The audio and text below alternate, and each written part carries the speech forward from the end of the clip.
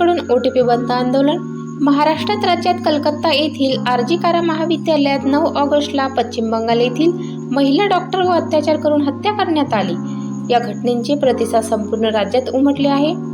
राज्यातील खासगी डॉक्टरांनी दिनांक 16/8/24 रोजी मूर्तिजापूर शहरातील नामवंत हॉस्पिटलमधील ओटीपी बंद आंदोलनांची सुरुवात करण्यात आली.